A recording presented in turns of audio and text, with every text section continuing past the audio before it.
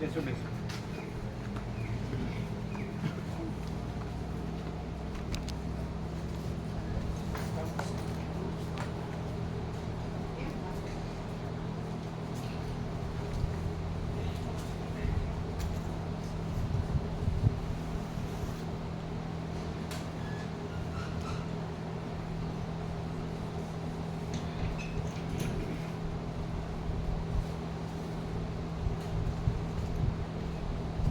હજી કેવી રીતે આવ્યો?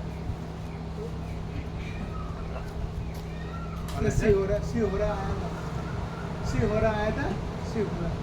પછી હિના માતાજી કે અમારે જવું છે, તો પછી કીધું હેડો. પાછું જવું પડશે ને તમારે તો. એટલે સવારે જઈશું.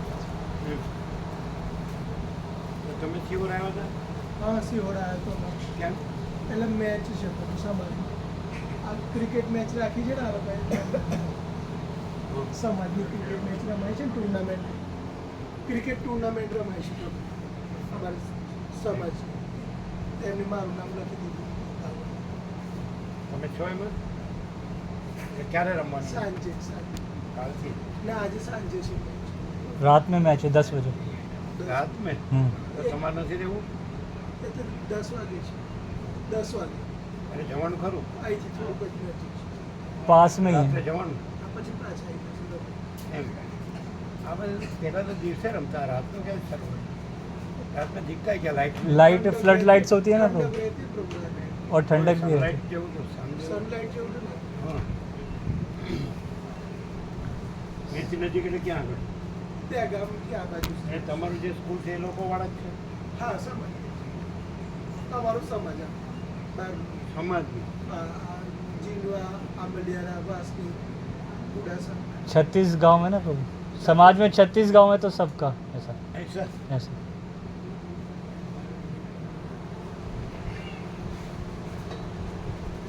अब लाइट चालू नहीं है, ये लाइट चालू नहीं है, बाहर वाला लाइट चालू है।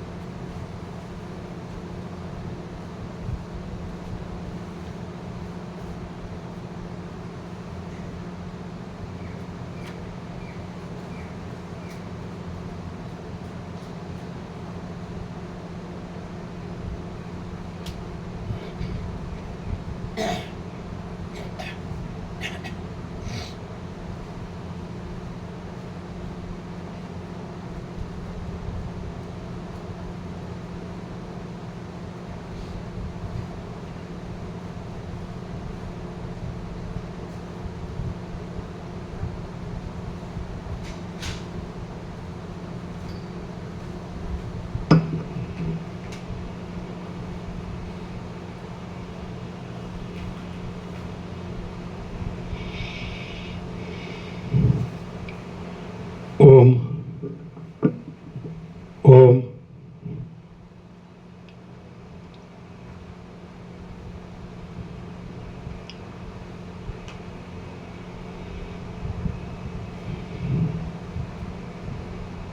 તમને અરવિંદ પ્રભુ પાછળ ગાદી આપી આપણે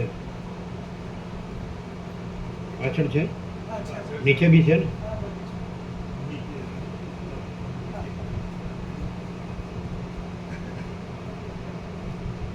અને ત્યાં નહીં, બેસવામાં બેસવામાં છે ને?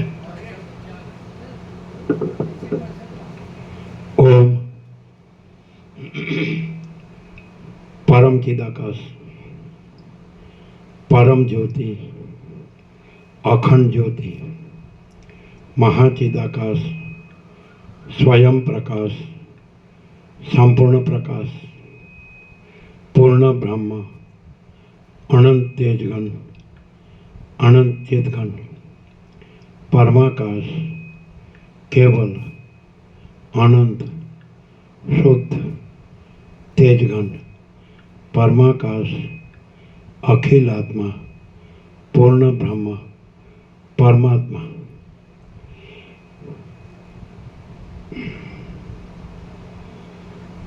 परम चिदाकाश परम ज्योति अखंड ज्योति अनंत पूर्ण परम चिदाकाश परम शांति स्वयं सिद्ध स्वयं प्रकाश स्वयं पूर्ण स्वस्वरूप, यही सब कुछ है, इसके सिवा कुछ नहीं है।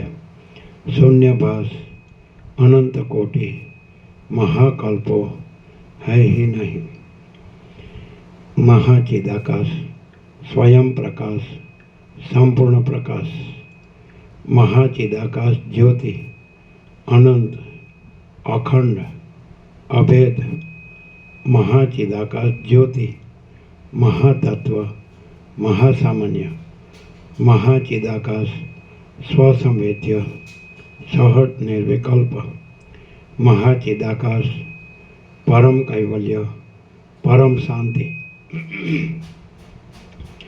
परम चिदाकाश अनंत, पूर्ण, निरपेक्ष, सत, अनंत, संपूर्ण, अपरिगी, निर्भ्रांत, निरपेक्ष।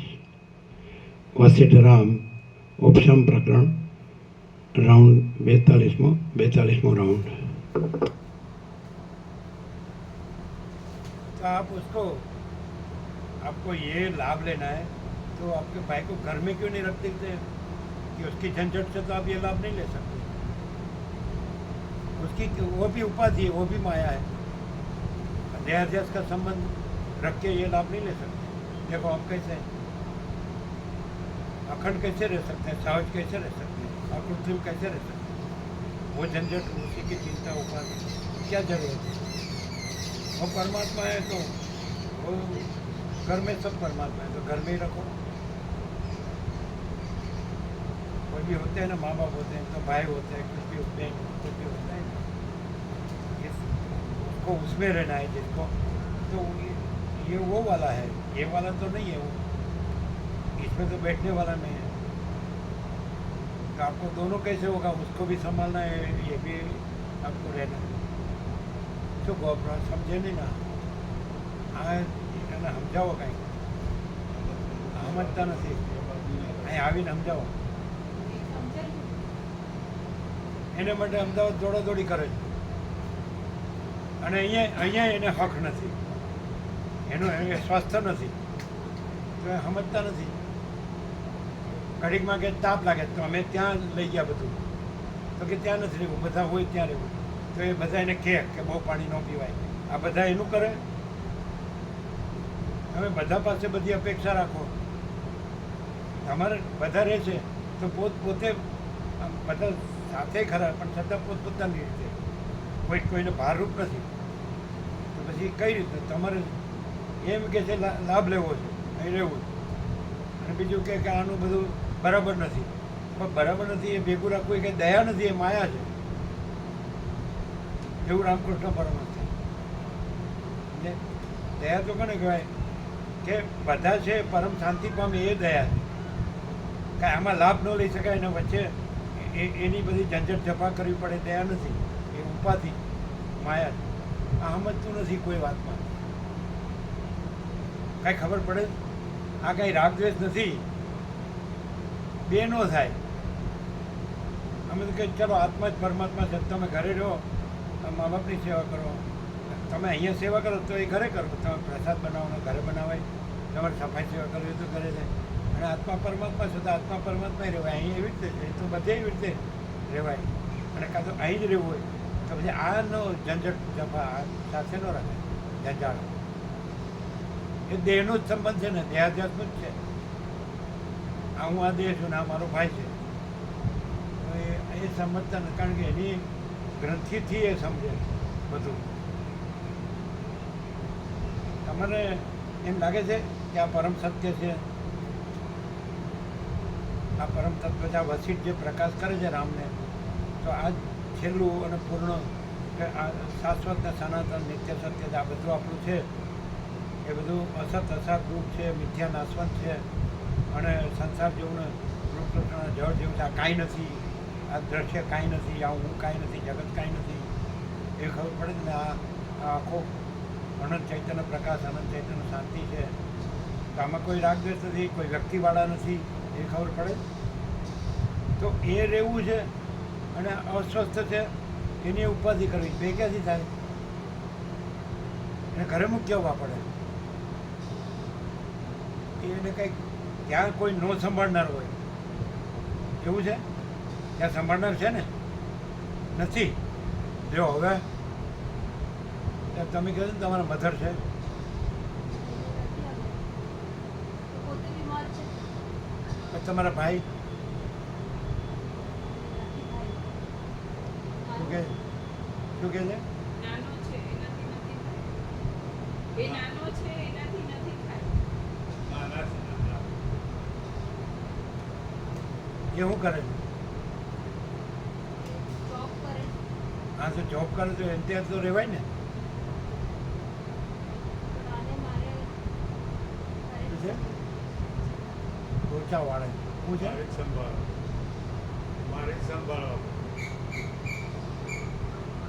બરોબર. એટલે હમણાં જ છે પ્રભુજી આવી જશે લાઈન ઉપર થોડો ટાઈમ કદાચ દવા થાય એટલે થઈ જશે. શું કહે છે? દવા થાય એટલે કમ્પ્લીટ થઈ જશે. થોડો ટાઈમ એવું છે, પછી લાઈન ઉપર આવી જશે. 48 વર્ષથી છે તોય લાઈન ઉપર નથી આવતા.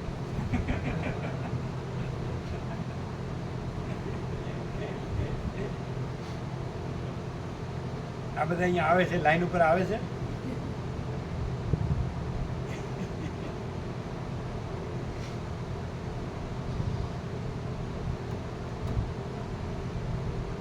અને પેલા કે રામાપ્રભુ લાઈન ઉપર હતા, હવે લાઈન ઉપરથી વયા ગયા પાછા એમ કે.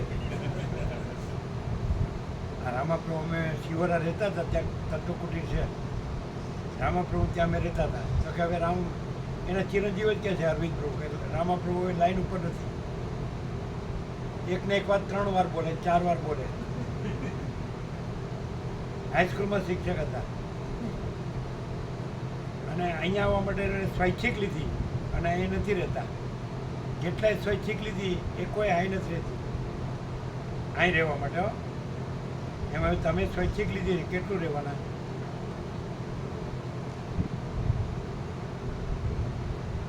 આમ એટલે ન સમજાવું. હા હે કે આ પેલું છે ને અસ્વસ્થ પૂછડું એને સંભાળતા સંભાળતા લાભ લેશો. હા એ જબરું છે. આમાં બળ મળે છે પ્રભુ. આનાથી બળ બહુ મળે છે. આનાથી બળ બહુ મળે છે. એમ બળ એમાં છે, આત્મામાં નથી. એટલે કહેવાનો મતલબ એમાંથી લ્યો. હાલો ભાઈ, નહીં એટલે આપ છો ને આપ એ રીતે. હવે પાછું 2 થયું કીધું એટલે. એટલે એક જ કેવું છે પ્રભુજી શબ્દ આમાં બુદ્ધિનું કામ નથી. ખબર પડે છે બુદ્ધિ અવિદ્યા છે, પણ પ્રકાશ છે, શૂન્યતા નથી.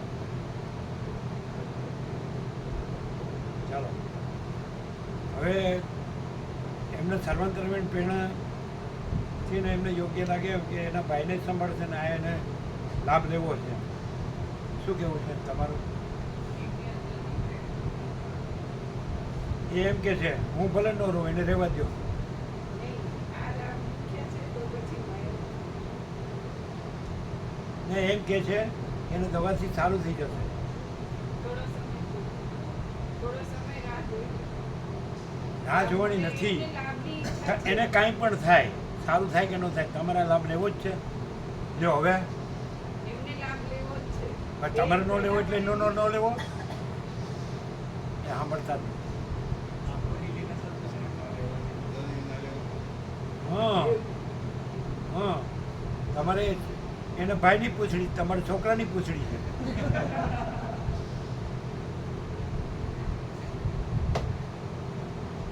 તમારા ભાઈને ગમે તે થાય તો તમારે લાભ લેવો છે. અને તમારો ભાઈ મેન નથી અને પરમ ચિદાકાશ પરમ જ્યોતિ અખંડ જ્યોતિ મેન છે. હું પણ મેન નથી, જગત પણ મેન નથી, ઈશ્વરનું હું પણ મેન નથી. એ ખબર પડે જ. કોઈ દેવ ગુરુ ઈષ્ટ કે વ્યક્તિવાળો કે મતપંથ સંપ્રદાય કે પદ્ધતિ પ્રક્રિયા રીત માટા કે કોઈ શાસ્ત્ર ગુરુ કે કોઈ નિયમો કે વિધિ નિષેધ કોઈ મેન નથી. ખબર પડે છે હવે ક્લિયર? હવે શું કરશો? આ લાભ લેશે. ભાઈની કદાચ એમના ધાર્યા પ્રમાણે ન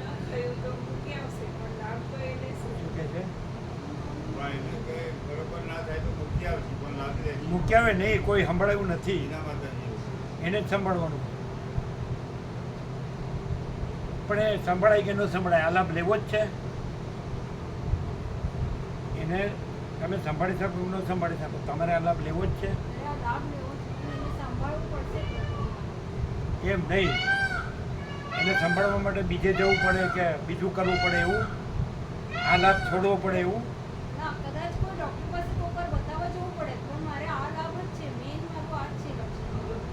શું મારે ડૉક્ટર પાસે બતાવવા જવું પડે કદાચ, પણ મારો મેઇન લાભ તો આ જ છે. મેઇન મેઇન લાભ મેઇન શબ્દ છે. મેઇન. મેઇન મેઇન મુખ્ય. MEIN.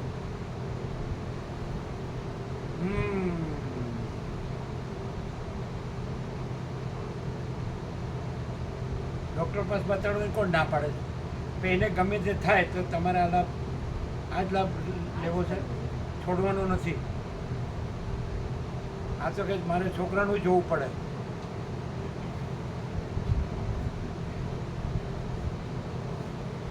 એનું પ્રભુ એક એક સેમ્પલ જુઓ તમે. ચાલો,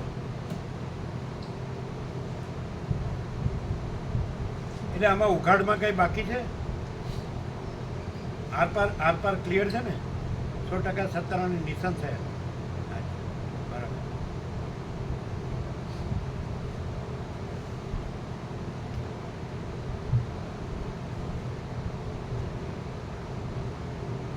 એવું છે, એવું છે. કોકને કાંઈ તો કોકને કાંઈ, કોકને કાંઈ તો કોકને કાંઈ. ચાલો. આદ્ય પરબ્રહ્મ સદગુરુ દેવ કી જય. ઓમ શ્રી પરમાત્મને નમઃ.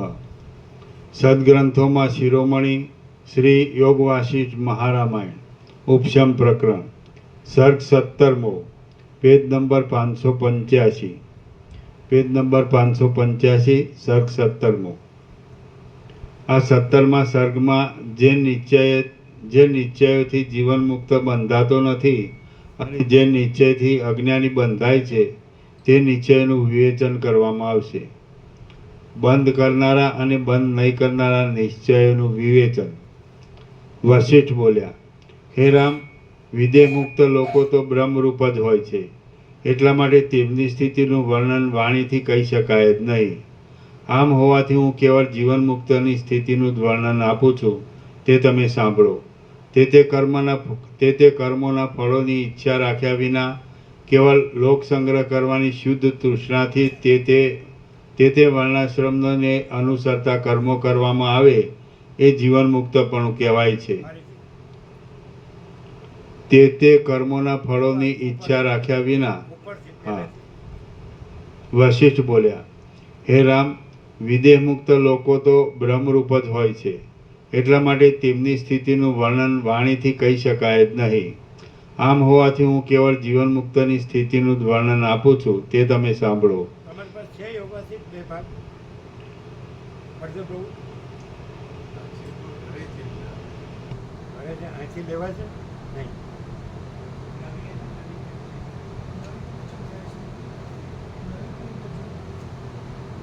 ના ના, એને ઘરે છે પણ જૂની હશે. જૂની છે. જૂની. ના, નવું પ્રિન્ટિંગ છે, એમાં છાપેલી કિંમત 1500, પણ ચીનુ પ્રભુએ બધા વ્યાપક લાભ લે છે 800 રાખ્યા છે. આપી દે તમને, અત્યારે આપી દો. એટલે શું થાય, તમને સારું પડે. એની સાથે બધાને એવું કીધું છે કે જૂના બીજાને આપી દેજો, નવા તમે રાખો. અને એમાં નિત્ય દર્શન પણ છે પેલે પાને. ચલો.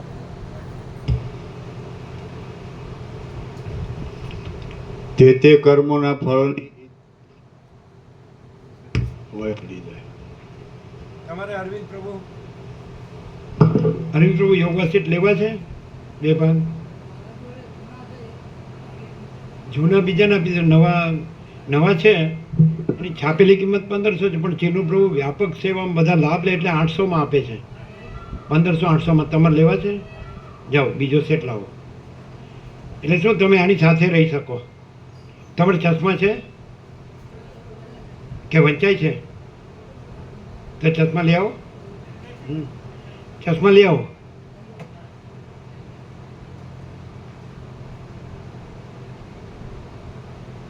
એ રહેવાના છે ચેનુ પ્રભુ, અરવિંદ પ્રભુ રહેવાના છે.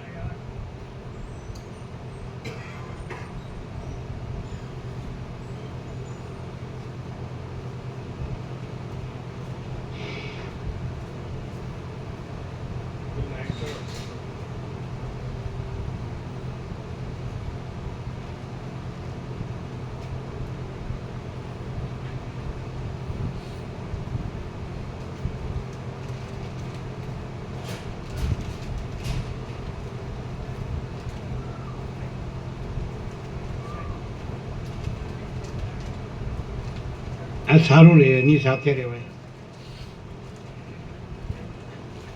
બધાને એવું જ કીધું કે જૂના બીજાને આપી દો, આપણે નવા લઈ જાઓ. અને પહેલે જ પણ નિત્ય દર્શન છે આની અંદર, છે ને? જોયું? નિત્ય દર્શન છે ને? પાછળ પાછળ છે હસ્તાક્ષર.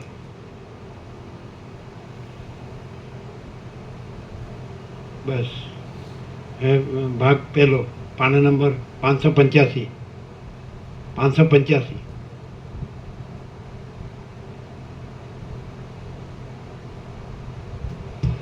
અરવિંદ પ્રભુનો અવાજ. આ બધા રિયલ એન્ડ જેન્યુઅન કહેવાય. આ માણસો, આ બધા આત્માઓ છે એ સાચા આમાં લાગેલા છે.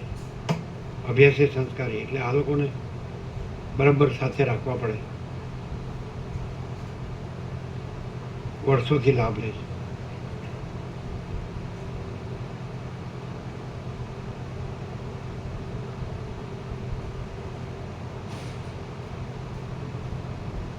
શું કર્યું? 2 જણા નામ લખ.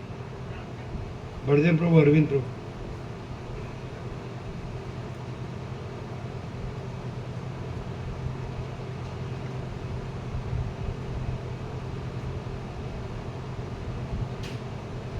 જો આમાં સારું ફાવશે. પેન રાખજો, સુધારવાનું હોય તો.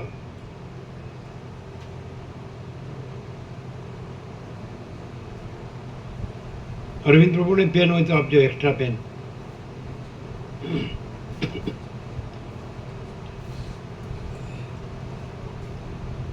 પહેલો ભાગ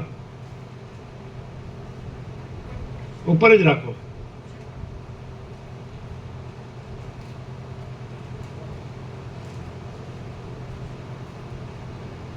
લાઈટ છે ત્યાં? લાઈટ છે? અહીંયા આવતા રહ્યો અરવિંદ પ્રભુ, અહીં લાઈટ છે, અહીંયા આવતા રહ્યો. અહીં લાવી દેજો એમને, એમને અહીં લાવો.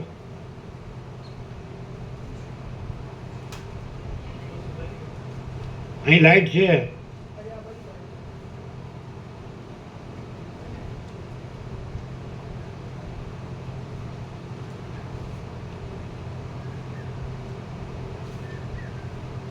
બસ ત્યાં લાઈટ છે એટલે સારું સારું ફાવે. તમારે લેવાના છે યોગવાસી?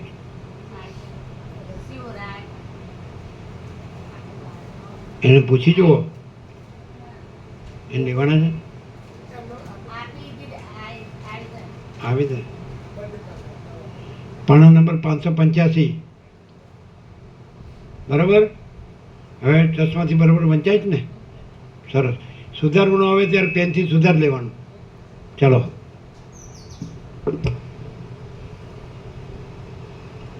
PAN number 585, સર્ગ 17મો. હવે છે ને અમે તમને કંઈ કહીશું નહીં, તમારું સંભાળવાનું. બરાબર છે?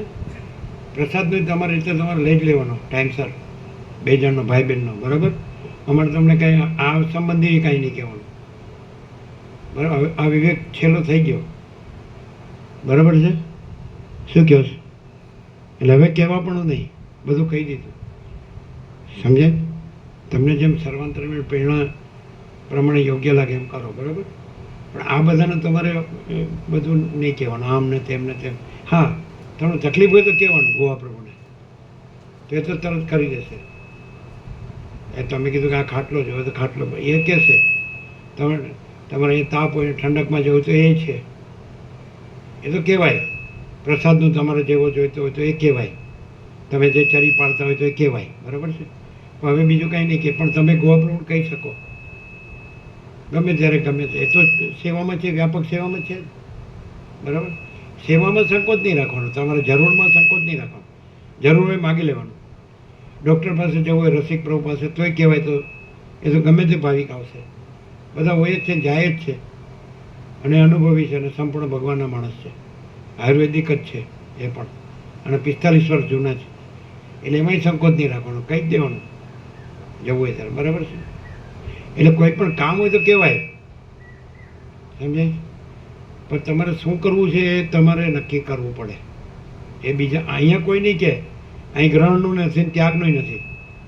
અહીં બીજું કશું નથી. સહજ પરમ શાંતિ છે, બીજું કાંઈ નથી. બરાબર. પણ તમારે શું જોઈએ છે તમે જાણો. ચાલો, હવે કાંઈ કહીશું નહીં, પણ તમારે જરૂર હોય એ કહેવાનું. એ તો તમારે સામેથી પૂછવાનું. બરાબર. તમારી સામેથી પૂછવાનું. જે જરૂર હોય એ કહેવાનું તમારે. બરાબર. દુઃખી નહીં થવાનું ખોટા. સમજાય. સહજ પરમ શાંતિ પામવાની, બસ એટલું જ.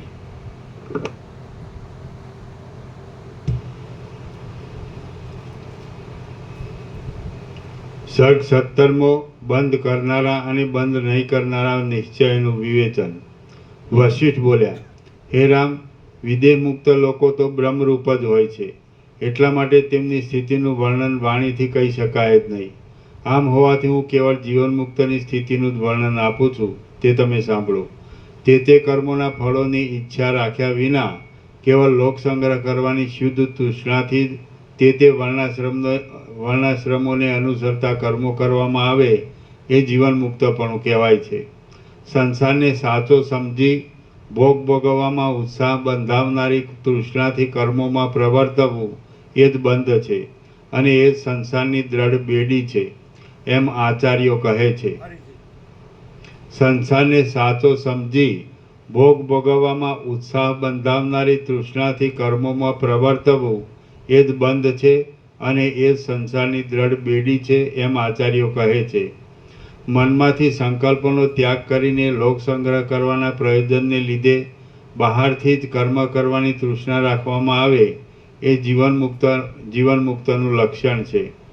હે રામ, વિષયોમાં જે લંપટતા અને તૃષ્ણા વધતી જતી હોય તે બંધનરૂપ છે. ત્યારે સઘળા વિષયોમાં લંપટતા વિનાની અને કેવળ લોકોમાં સમાધાન રાખવા માટે વ્યવહારને અનુસરવાની જે તૃષ્ણા હોય તે જીવનમુક્તનું અંગ છે, એમ સમજવું. જે તૃષ્ણા રાખવામાં વિષયોની પ્રાપ્તિમાંથી પહેલાં પણ રાગ આદિ દુઃખો ઉત્પન્ન થાય નહીં, અને વિષયોની પ્રાપ્તિના સમયમાં પણ હર્ષાદિક ઉત્પન્ન થાય નહીં, તે તૃષ્ણા બંધન કરનારી થતી નથી. હે મહાબુદ્ધિમાન રામ, અમુક વસ્તુ મળે તો ઠીક એવી મનમાં ભાવનારૂપી જે તૃષ્ણા થાય તે તૃષ્ણાને સંસારની સાકળરૂપી અને દુષ્ટ કલ્પનારૂપી સમજો. એ બંધનરૂપી તૃષ્ણા મળી શકે અને ન મળી શકે એવા પદાર્થોમાં પણ સર્વદા થાય છે. તેને છોડી દઈને અત્યંત પ્રૌઢ થયેલો મોટા મનવાળો પુરુષ જીવન મુક્તિના પદને પ્રાપ્ત થાય છે. હે રામ, તમે દેહની આશાને, મોક્ષની આશાને, સુખ દુઃખોની આશાને અને બીજી પણ એવી નાની મોટી આશાઓને ત્યજી દઈને તોફાન વિના સમુદ્રની જેમ સ્થિર રહો. હે બુદ્ધિમાન, પુરુષોમાં ઉત્તમ આત્મા જરાથી તથા મરણથી રહિત છે. એવો નિશ્ચય કરીને તમે મનને જરાની તથા મરણની શંકાઓથી મેલું કરો નહીં. આ જે દ્રશ્ય પદાર્થો છે તેમને તમારો સંબંધ નથી, અને તમને દ્રશ્ય પદાર્થોનો સંબંધ નથી, કારણ કે દ્રશ્ય પદાર્થો રજ્જુમાં કલ્પાયેલા સર્પની જેમ તુચ્છ છે, અને તમે સર્વથી ન્યારા અસંગ પરમાત્મા છો. અજ્ઞાનથી ઉત્પન્ન થયેલું જગત મિથ્યા છે, છતાં સાચા જેવું પ્રતીત થાય છે. તેમાં તમે બ્રહ્મ બુદ્ધિ રાખશો તો પછી તૃષ્ણા રહેવાનો સંભવ જ નથી. હે રામ, બીજું પણ આ પ્રસંગને લગતું કહું છું તે સાંભળો. વિચાર કરનારા પુરુષના મનમાં નીચે પ્રમાણે વિસ્તીર્ણ આકારવાળા 4 પ્રકારના નિશ્ચયો થાય છે. હું પગથી તે માથા પર્યંત માતા પિતાનો જ બનાવેલો છું એવો જે નિશ્ચય થાય છે તેને પહેલો નિશ્ચય સમજો. આ નિશ્ચય ખોટા વિચારથી થયેલો હોવાને લીધે પુરુષને બંધન જ આપે છે. દેહ, ઇન્દ્રિય આદિ સઘળા પદાર્થોથી હું ન્યારો છું અને સૂક્ષ્મથી પણ સૂક્ષ્મ છું એવો જે નિશ્ચય થાય છે તેને બીજો નિશ્ચય સમજો. આ નિશ્ચય જીવના સ્વરૂપને શુદ્ધ જણાવનારો હોવાથી મોક્ષ આપનારો છે. દેહ, ઇન્દ્રિય આદિ સઘળા પદાર્થોથી હું ન્યારો છું અને સૂક્ષ્મથી પણ સૂક્ષ્મ છું એવો જે નિશ્ચય થાય છે તેને બીજો નિશ્ચય સમજો. આ નિશ્ચય જીવના સ્વરૂપને શુદ્ધ જણાવનારો હોવાથી મોક્ષ આપનારો છે અને તે સુજનોને થાય છે. હું જ આ આનંદ પદાર્થોથી ભરેલા જગતરૂપ છું અને અવિનાશી છું એવો જે નિશ્ચય થાય છે તેને ત્રીજો નિશ્ચય સમજો.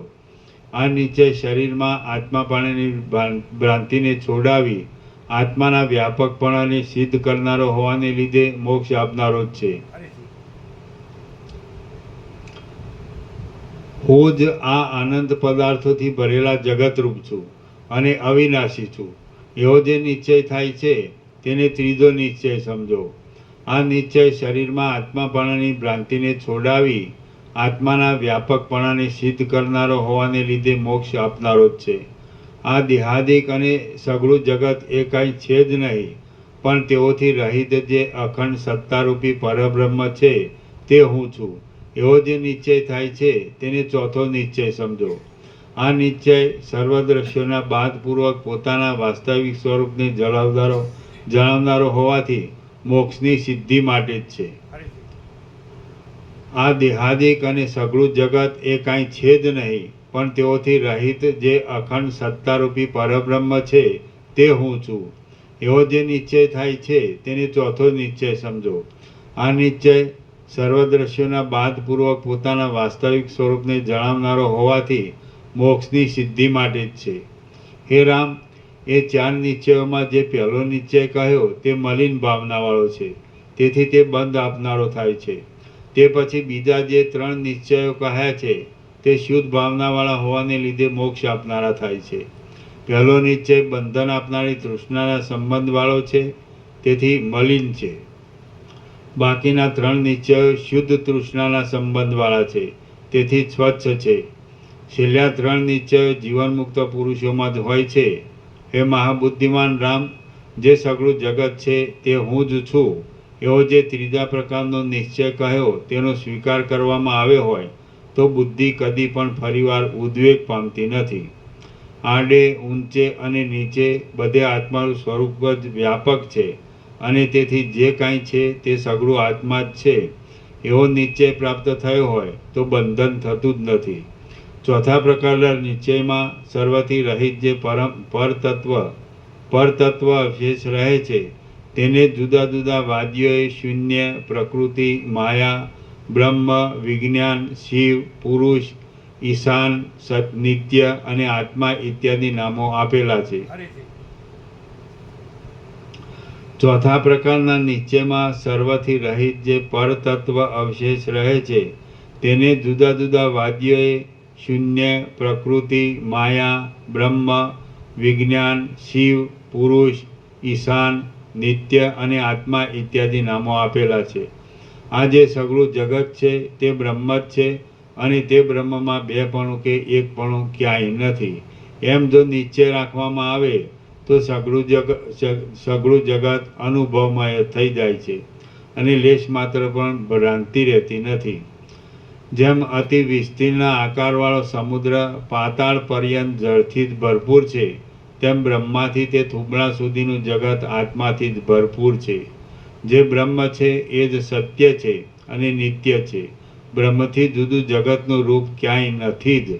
જેમ જળ જ સઘળા સમુદ્ર રૂપ છે, માટે એમાં તરંગાદિક જળથી જુદા હોવાનો ક્યાંય પણ સંભવ નથી, તેમ બ્રહ્મ જ સઘળા જગત રૂપે છે, માટે તેમાં કાંઈ પણ પદાર્થો બ્રહ્મથી જુદા હોવાનો ક્યાંય પણ સંભવ નથી.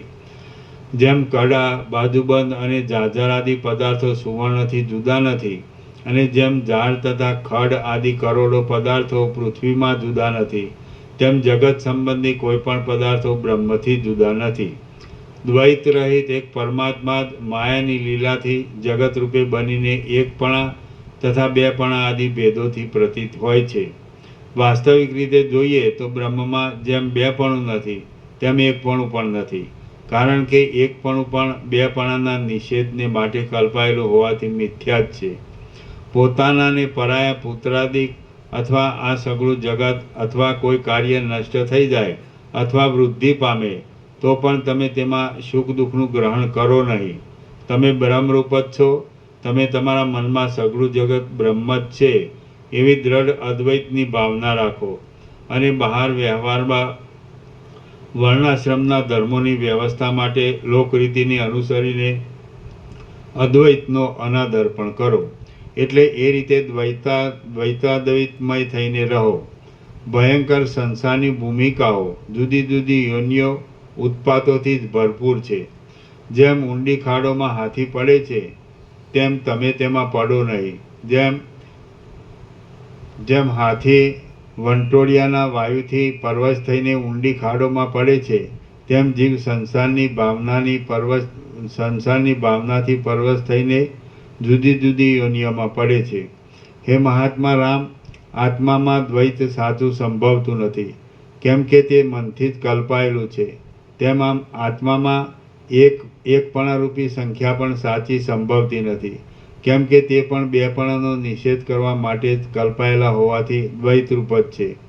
જેને પોતાની સિદ્ધિમાં કોઈની પણ અપેક્ષા નથી એવું સર્વદા સત્ય સ્વયંપ્રકાશ આત્માનું સ્વરૂપ એકતાથી રહિત છે, માટે સર્વરૂપ પણ છે. અને દ્વૈત બેપણાથી રહિત છે, માટે કોઈ પણ નથી એમ કહેવાય છે. આ દેહાદિક પણ નથી અને જગત પણ નથી જ, પરંતુ જે કાંઈ છે તે સગળું નિર્વિકાર સન્માત્ર બ્રહ્મ જ છે. જ્ઞાન માત્ર પરંતુ જે કાંઈ છે તે સગળું નિર્વિકાર જ્ઞાન માત્ર બ્રહ્મ જ છે. આ જગત જે પ્રત્યક્ષ દેખાય છે તે તો બ્રહ્મના સાક્ષાત્કાર માત્રથી શાંત થઈ જનારું છે. માટે તે સત પણ નથી અને અસત પણ નથી, પરંતુ તે અનિર્વચનીય છે એમ તમે જાણો. સર્વથી પર, મરણથી રહિત, જન્મથી રહિત, સૂર્યાદિ સઘળા પ્રકાશકોનું પણ પ્રકાશક, જરાથી રહિત, પરમ આનંદ સ્વરૂપ, જેને મન પહોંચતું નથી એવું, વિભાગો વિનાનું, વિકારોથી રહિત, ઇન્દ્રિયોના સમૂહથી રહિત, સર્વને જીવન આપનારા પ્રાણને પણ જીવન આપનારું, સઘળી કલ્પનાઓથી રહિત, કારણોનું પણ કારણ, નિરંતર સ્વયંપ્રકાશ, સર્વનું અધિષ્ઠાન, અતિ વિસ્તીર્ણ ચૈતન્ય સ્વરૂપમાં જ રહેલું, સઘળા અનુભવોના મૂળરૂપ, તે તું છે એવી રીતે અપરોક્ષપણાથી ઉપદેશ કરવા યોગ્ય, ત્રણેય કાળમાં અબાધિત અને અનુભવરૂપ જે બ્રહ્મ છે તે જ તમે છો, તે જ હું છું અને તે જ આ સઘળું જગત છે. એથી જુદું કાંઈ પણ નથી. હે રામ, આવી રીતનો નિશ્ચય તમારા અંતઃકરણમાં સર્વદા વૃદ્ધિ પામેલો રહેજો. સર્ગ 17મો સમાપ્ત. સર્ગ 18મો. આ 18મા સર્ગમાં જે સ્થિતિથી રહેનારો વિદ્વાન સંસારમાં પીડાય નહીં તે સ્થિતિ વિસ્તારથી કહેવામાં આવશે. સંસારમાં રહેતો જ્ઞાની સંસારના દુઃખોથી પીડાતો નથી. વશિષ્ઠ બોલ્યા, હે રામ, સમાહિત મનવાળા અને કામ, લોભ આદિ કુદ્રષ્ટિઓથી દૂષિત નહીં થયેલા જીવનમુક્ત લોકો આ સંસારમાં લીલાથી વિચરે છે. તેમનો સ્વભાવ નીચે પ્રમાણે હોય છે.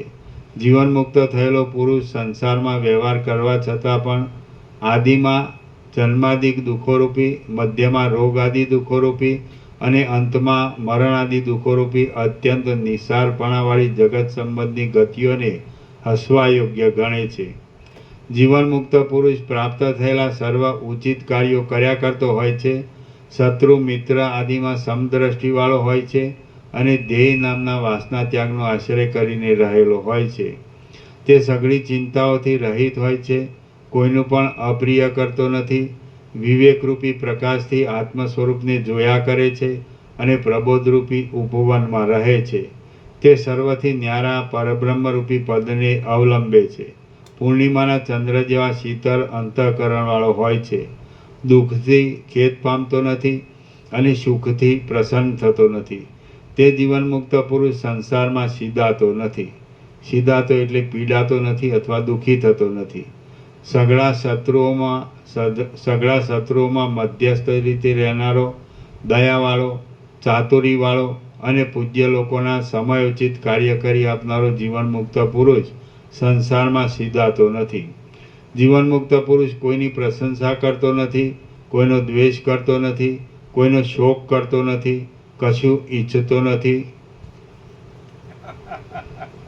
થોડું બોલે છે, આવશ્યક કામમાં આળસુ રહેતો નથી અને સંસારમાં કોઈ રીતે સીધાતો નથી. જીવનમુક્ત પુરુષ કોઈ પૂછે તો ચાલતા પ્રકરણની યોગ્ય વાત કરે છે અને ન પૂછે તો ઠૂઠાની જેમ બેસી રહે છે. તે ઉદ્યમ કરતો નથી, ઉદ્યમ ત્યજી પણ દેતો નથી અને સંસારમાં કોઈ રીતે સીધાતો નથી. જીવનમુક્ત પુરુષ સર્વને પ્રિય લાગે એવું બોલે છે. કોઈ પણ આક્ષેપ કરે તો તેનું તે ચાતુરીથી સમાધાન કરે છે. તે સર્વ લોકોના અભિપ્રાયને સમજી જાય છે અને સંસારમાં કોઈ રીતે સીધાતો નથી. જેમ માણસ પોતાના હાથમાં રાખેલા બીલાને સ્પષ્ટ રીતે જાણે છે, તેમ જીવનમુક્ત પુરુષ જગતને આ યોગ્ય છે અને આ અયોગ્ય છે એવી વિષમ દ્રષ્ટિથી ઘેરાયેલું અને આશાઓને લીધે દીનતા ભરેલી ચેષ્ટાઓવાળું સ્પષ્ટ રીતે જાણે છે. પરમપદમાં આરૂઢ થયેલો જીવનમુક્ત પુરુષ જગતની ક્ષણભંગુર સ્થિતિને અંદર શીતળતાવાળી બુદ્ધિથી જાણે હસતો હોય તેમ જોયા કરે છે. હે રામ, મનને જીતનારા અને વ્યવહારમાં રહેવા છતાં પણ આત્માનું અનુસંધાન કર્યા કરતા મહાત્માઓનો સ્વભાવ આવો હોય છે. એ મેં તમને કહી સંભળાવ્યું. પોતાના મનને નહીં જીતનારા અને ભોગરૂપી કાદવમાં ખૂંચી રહેલા મૂર્ખ લોકોના સ્વભાવો તો બહુ વિચિત્ર હોય છે. માટે તે સ્વભાવોનું અમે પૂરેપૂરું વર્ણન કરી શકીએ એમ નથી અને એ સ્વભાવો પૂરેપૂરા અમારા જાણવામાં પણ નથી. મૂર્ખ લોકોને ઘણું કરીને સ્ત્રીઓ ઉપર અને ધન ઉપર વધારે પ્રેમ હોય છે. માટે સ્ત્રીઓની અને ધનની દુષ્ટતા વિશે કહું છું, તે તમે સાંભળો. વિવેકના અભાવને લીધે, પૂર્વજન્મના પુણ્યનો નાશ થવાને લીધે અને ભવિષ્યના પુણ્યોમાં પ્રતિબંધ આવવાને લીધે સ્ત્રીઓ રૂપાળી અને શણગારેલી લાગે છે. વાસ્તવિક રીતે જોઈએ તો એ સ્ત્રીઓ નરકના અગ્નિઓની સુવર્ણ જેવી જ્વાળાઓ છે. ધન પણ પોતાના સંપાદનમાં, રક્ષણમાં, ખર્ચમાં તથા નાશમાં અપાર પરિશ્રમ આપે છે. અધર્મોના સમૂહોને ઉત્પન્ન કરાવે છે. કજિયા આદિ અનેક અનર્થોથી ખરાબી કરે છે. દુઃખના વેગને જ આપે છે અને ચારે બાજુથી વિપત્તિઓને જ મોકલ્યા કરે છે. મૂર્ખ લોકો જે યજ્ઞ આદિ કર્મો કરે છે તે કર્મો પણ સકામ જ હોય છે. દંભ આદિથી તથા અનેક પ્રકારના દુરાચારોથી ભરેલા હોય છે અને તેથી વારંવાર પુનર્જન્મ આદિના સુખ દુઃખો ભોગવ્યા કરે છે. આ પ્રમાણે મૂર્ખ લોકોના સ્વભાવો બહુ વિચિત્ર હોય છે. એટલા માટે અમે તેમનું સંપૂર્ણ વર્ણન આપી શકતા નથી. હે રામ, તમે ધ્યેય નામના વાસનાના ત્યાગથી વિલાસ પામનારી પૂર્ણ દ્રષ્ટિનો આશ્રય લ્યો અને જીવનમુક્તપણાથી સ્વસ્થ રહીને લોકમાં વિહાર કરો. હે રામ, તમે મનમાંથી સઘળી આશાઓને, રાગદ્વેષને તથા વાસનાઓને ત્યજી દો અને બહારથી સઘળા વ્યવહારને યોગ્ય આચરણો કરતા રહી લોકમાં વિહાર કરો. હે રામ, તમે મનથી સર્વનો ત્યાગ કરી પ્રૌઢ થઈને બહારથી વર્ણાશ્રમના સદાચારો પાળો. લોકોને સંતોષ આપવા માટે તેમની પદ્ધતિને પણ યોગ્ય રીતે અનુસરો અને નિર્લેપ રહીને જગતમાં વિહાર કરો. હે રામ, સંસારની દશાઓનો તથા જ્ઞાનની ભૂમિકાઓનો સંપૂર્ણ રીતે વિચાર કરીને જે ઉત્તમ પદ છે તેનું જ તમે ભાવનાથી અવલંબન કરો અને જગતમાં વિહાર કરો. હે રામ, તમે મનમાં આશાઓથી રહિત રહો અને બહારથી આશાવાળાના જેવી ચેષ્ટાઓ કરો. તમે મનમાં અત્યંત શીતળ રહો અને બહાર જાણે ધનાદિકના નાશથી તપતા હો એવો દેખાવ આપો. આમ તમે જગતમાં નિર્લેપપણાથી વિહાર કરો.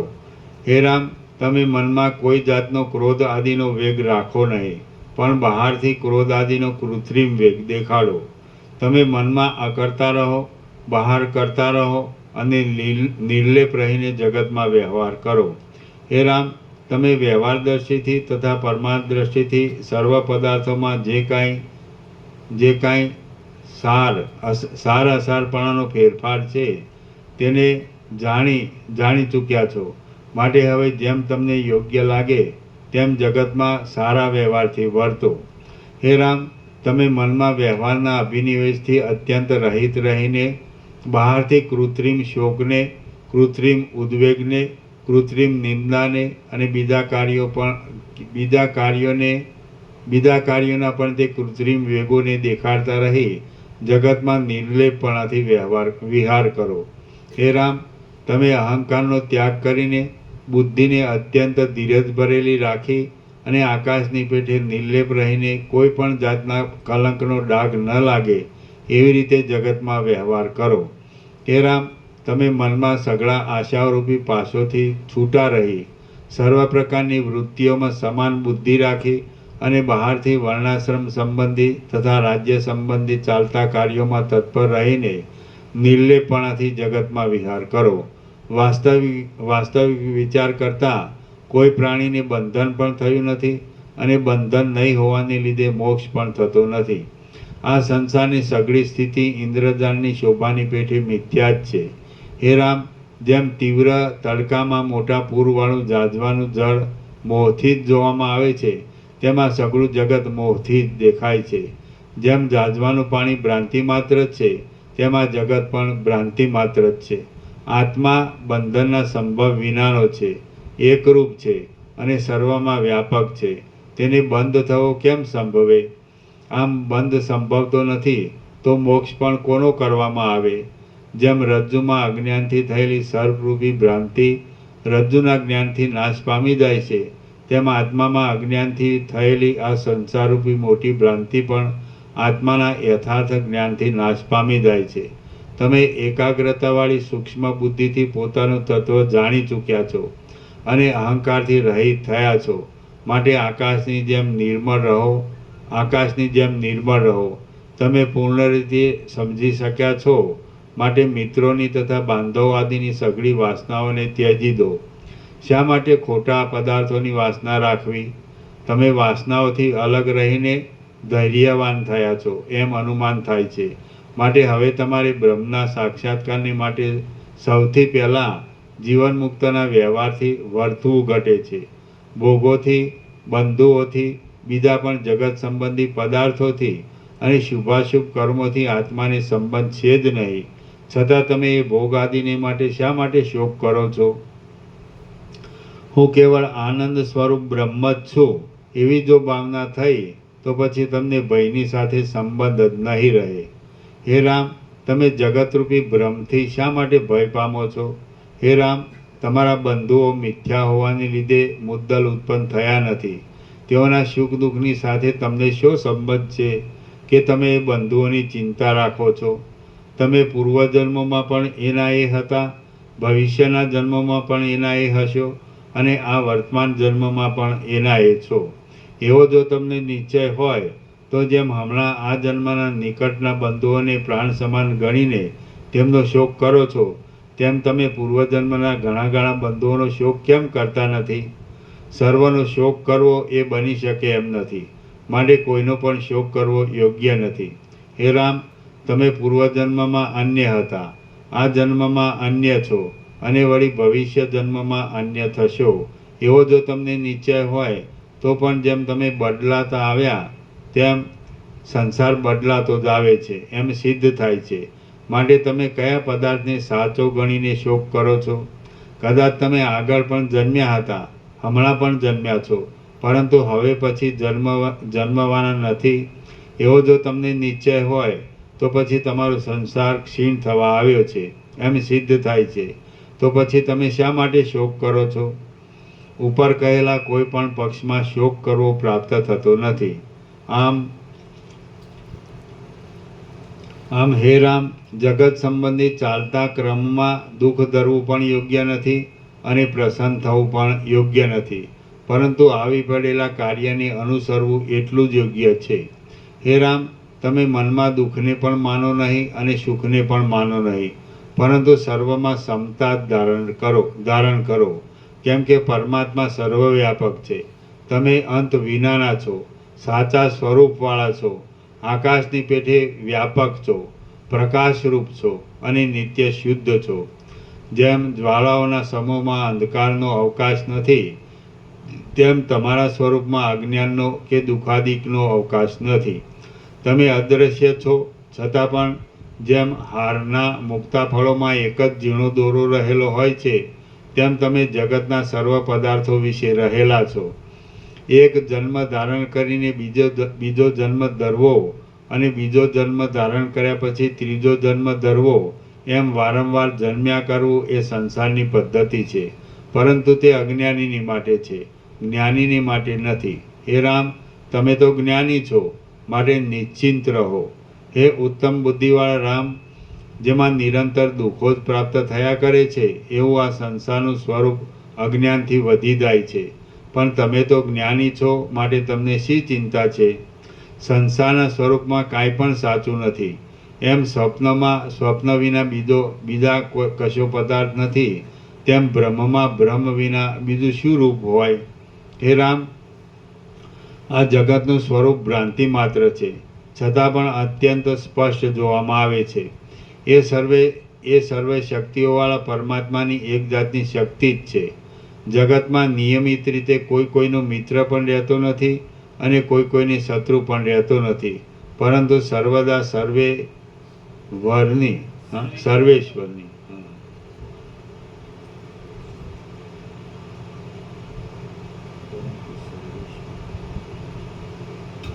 એને આપી છે ને ક્યાં ગઈ? હે ને?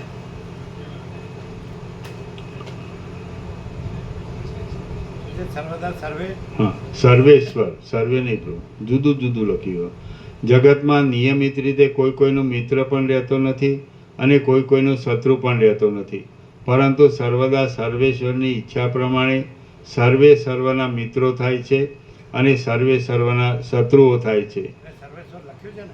સર્વેશ્વર લખ્યું, પણ સર્વેનું વર જુદું જુદું હોય. સર્વેશ્વર ભેગું આવવું જોઈએ. સર્વેશ્વર સ્વર રહી ગયો.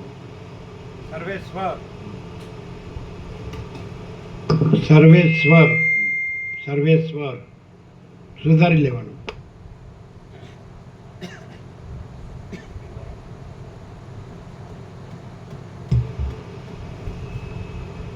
જગતમાં નિયમિત રીતે કોઈનો મિત્ર પણ રહેતો નથી અને કોઈનો શત્રુ પણ રહેતો નથી, પરંતુ સર્વદા સર્વેશ્વરની ઈચ્છા પ્રમાણે સર્વે સર્વના મિત્રો થાય છે અને સર્વે સર્વના શત્રુઓ થાય છે.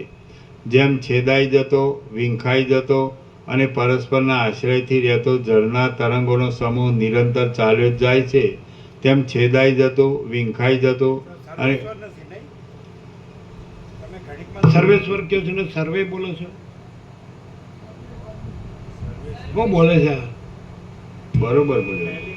સર્વેશ્વરની ઈચ્છા એવું કંઈક આવ્યું હતું ને? હા, પરંતુ સર્વદા સર્વેશ્વરની ઈચ્છા પ્રમાણે સર્વે સર્વના મિત્રો થાય છે બરાબર. અને સર્વે સર્વના શત્રુઓ થાય છે. જેમ છેદાઈ જતો, વિંખાઈ જતો અને પરસ્પરના આશ્રયથી રહેતો જળના તરંગોનો સમૂહ નિરંતર ચાલ્યો જ જાય છે, તેમ છેદાઈ જતું, વિંખાઈ જતું અને પરસ્પરના આશ્રયથી રહેતું આ જગત નિરંતર ચાલ્યું જ જાય છે.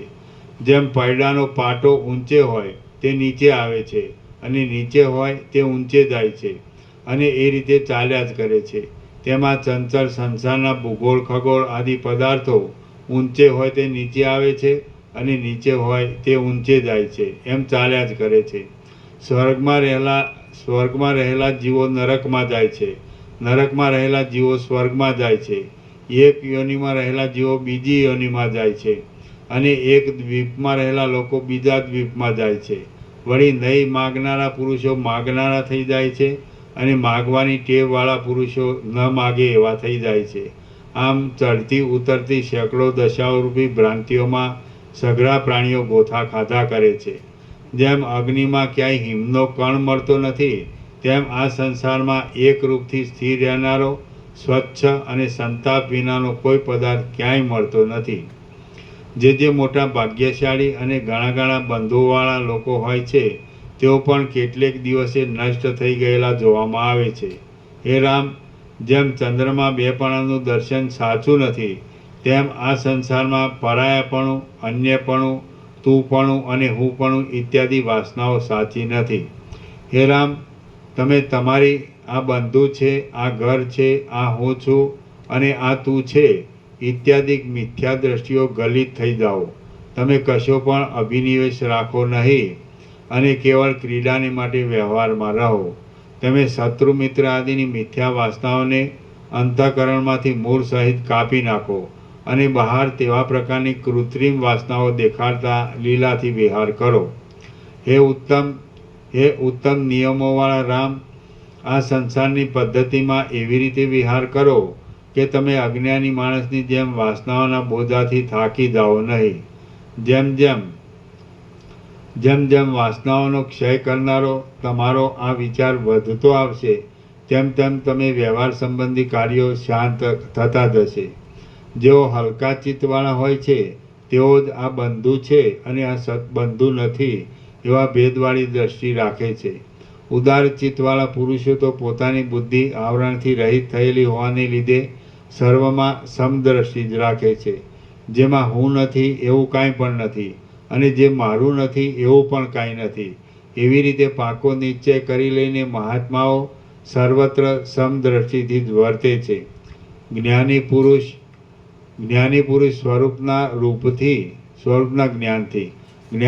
સ્વરૂપના જ્ઞાનથી આકાશના જેવો વ્યાપક હોવાને લીધે અસ્ત પામતો નથી અને ઉદય પામતો નથી. જેમ આકાશમાં રહેલો સૂર્ય હર્ષ તથા શોકના અભિનિવેશથી રહિત રહીને પૃથ્વીને જોયા કરે છે, તેમ આત્મ સ્વરૂપમાં રહેલો પુરુષ હર્ષ શોકના અભિનિવેશથી રહિત રહીને સર્વ જગતને જોયા કરે છે. હે રામ, આ અનાદિ સંસારમાં અનેક યોનિઓમાં તમારા અનેક જન્મો થઈ જવાને લીધે સઘળા પ્રકારની જાતિઓ તમારા બંધુપણાના સંબંધમાં આવી ગયેલી છે. અનુક્રમથી સર્વની સાથે તમારે બંધુપણાનો સંબંધ થઈ ગયો છે. આમ તમારી સાથે બંધુપણાથી જોડાયા વિનાની કોઈ પણ જાતિ નથી. આ જગતમાં વિચિત્ર પ્રકારના કરોડો જન્મોની ગરબડ થયા કરે છે. એમાં આ બંધુ છે અને આ બંધુ નથી એવી જે ભેદ દ્રષ્ટિ થાય છે તે કેવળ ભ્રાંતિની દશાનો ચમત્કાર છે. વાસ્તવિક રીતે જોઈએ તો સઘળું ત્રૈલોક્ય લાંબા કાળથી બંધુ પણ છે અને બંધુ પણ નથી. જીવપણાની દ્રષ્ટિથી બંધુ છે અને બ્રહ્મપણાની દ્રષ્ટિથી બંધુ નથી.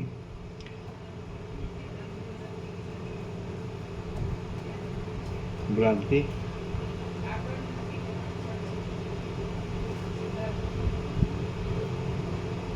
જીવપણાની ભ્રાંતિથી નહીં વાંચો શું છાપેલું છે વાંચો. શું છાપેલું છે વાંચો.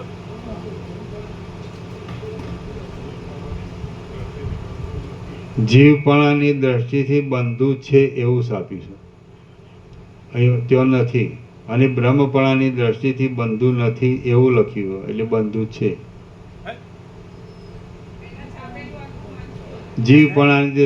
જીવપણાની દ્રષ્ટિથી બંધુ છે અને બ્રહ્મપણાની દ્રષ્ટિથી બંધુ નથી. બરાબર છે. જે છાપેલું છે બરાબર છે.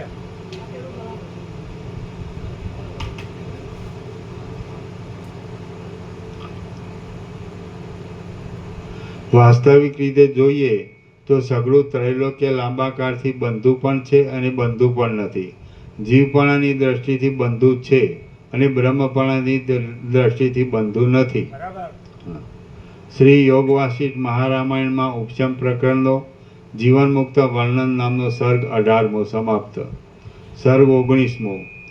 આ 19મા સર્ગમાં પુણ્ય અને પાવન નામના બે ભાઈઓનું આખ્યાન કહેવાશે કે જેમાં પુણ્યે પિતાના શોકથી પીડાયેલા પાવનને બોધ આપ્યો છે. પુણ્ય અને પાવન નામના બે ભાઈઓનું આખ્યાન. વશિષ્ઠ બોલ્યા, હે રામ, આ પ્રસંગમાં ગંગાના કિનારે રહેનારા પરસ્પર ભાઈઓ એવા બે મુનિપુત્રો વચ્ચેના સંવાદ રૂપે એક જૂના ઇતિહાસ કહેવામાં આવે છે. હે રામ, આ બંધુ છે અને આ બંધુ નથી એ વાતના પ્રસંગથી મારા સ્મરણમાં આવેલો આ આશ્ચર્યકારક પવિત્ર ઇતિહાસ તમે સાંભળો. આ જંબુદ્વીપના કોઈ ગિરિકુંજમાં મહેન્દ્ર નામનો એક પર્વત છે. તે ઊંચા ઊંચા વનોના સમૂહોથી સુશોભિત છે. અને તેના કલ્પવૃક્ષોના વનોની છાયામાં મુનિઓ તથા કિન્નરો વિશ્રાંતિ લે છે. એના શિખરો અત્યંત ઊંચા છે અને તેથી તેણે જાણે મોટા વિસ્તારવાળા સઘળા આકારને વશ પણ કરી લીધા છે. એ પર્વત બ્રહ્મલોકના મધ્યમાંથી શિખરોની ગુફાઓમાં આવેલા સામવેદના ધ્વનિઓના પડછંદાના ઘોઘાટોથી જાણે તે ગાયન કરતો હોય એવો લાગે છે. એ પર્વતના શિખરોની અણીઓ ઉપર વીજળીઓથી શોભતા અને જળથી અત્યંત ભરેલા કાળા વાદળાઓ જાણે લતાઓના પુષ્પોથી ગૂંથાયેલા તે પર્વતના કેશ હોય એવા લાગે છે. એ પર્વત વાદળાઓનો આડંબર થતાં ઠેકવાને તૈયાર થયેલા શરભ નામના પશુઓની ગર્જનાઓથી જાણે પોતે ગર્જના કરતા હોય અને ગુફાઓના મોઢાઓથી જાણે પ્રલયકાળના વાદળાઓને હસતો હોય એવો લાગે છે. એ પર્વત ગુફાઓની અંદર થતા જળના ધોધોના શબ્દોના પડછંદાઓથી સમુદ્રના જળના તરંગોના ઘોઘાટને પણ સંપૂર્ણ રીતે જીતી લીધો છે. એ મહેન્દ્રાચળ નામના એક મનોહર અને રત્નમય વિસ્તીર્ણ શિખર ઉપર મુનિઓએ સ્નાનપાન માટે આકાશગંગાને ઉતારી છે. પ્રફુલ્લિત વૃક્ષોવાળા અને ચળકતા સોનાની પીડાશને લીધે મેરુના શિખર જેવા લાગતા એ ગંગાના તીર ઉપર એક દીર્ઘતપા નામનો મુનિ રહેતો હતો. તે ઉદાર બુદ્ધિવાળો હતો, જ્ઞાનના ઉદયને પ્રાપ્ત થયો હતો, તપના ભંડારૂપ હતો અને જાણે દેહધારી સાક્ષાત તપ જ હતો. જાણે બૃહસ્પતિને કચ્છ નામના 2 પુત્રો થયા હોય તેમ એ મુનિને 2 પુત્રો થયા હતા. ચંદ્ર જેવા સ્વરૂપવાન એ 2 પુત્રોમાં મોટાનું નામ પુણ્ય રાખવામાં આવ્યું હતું અને નાનાનું નામ પાવન રાખવામાં આવ્યું હતું. એ દીર્ઘતપા મુનિ ફલિત વૃક્ષોવાળા ગંગાજીની તીરે એક સ્ત્રીની સાથે અને તે 2 પુત્રોની સાથે રહેતો હતો. પછી હે રામ, સમય જતાં એ 2 પુત્રોમાં મોટો જે પુણ્ય નામનો પુત્ર હતો તે ગુણોથી પણ મોટો થયો અને જ્ઞાનવાન પણ થયો. નાનો પાવન નામનો પુત્ર પરોડિયાના કમળની જેમ અર્ધો જાગ્રત થયો હતો, એટલે મૂર્ખતામાંથી નીકળ્યો હતો પણ પરમપદને પહોંચ્યો ન હતો. આથી તે જાણે અધવચ હિલોળા લેતો હોય એવી સ્થિતિમાં હતો. પછી પ્રાણીઓના જોવામાં નહીં આવતો દેહના કારણરૂપ પંચભૂતોને શિથિલ કરી દેનારો અને દેહરૂપી લતાને તથા આયુષ્યને જીર્ણ કરી દેનારો 100 વર્ષરૂપી કાળ વીતી ગયો. એટલે વૃદ્ધાવસ્થાથી જર્જરિત થયેલા જીવિતવાળા દીર્ઘતપા મુનિએ ક્ષણભંગુર પદાર્થોવાળા તથા સેંકડો ભયંકર વૃત્તાંતોવાળા આ સંસારમાંથી આસક્તિ કાઢી નાખી. જેમ કાવડ ઉપાડનારો કાવડને છોડી દે તેમ તેણે કલ્પનારૂપી પંખીડીની માળારૂપ પોતાના દેહને પર્વતની ગુફારૂપ ઘરમાં છોડી દીધો.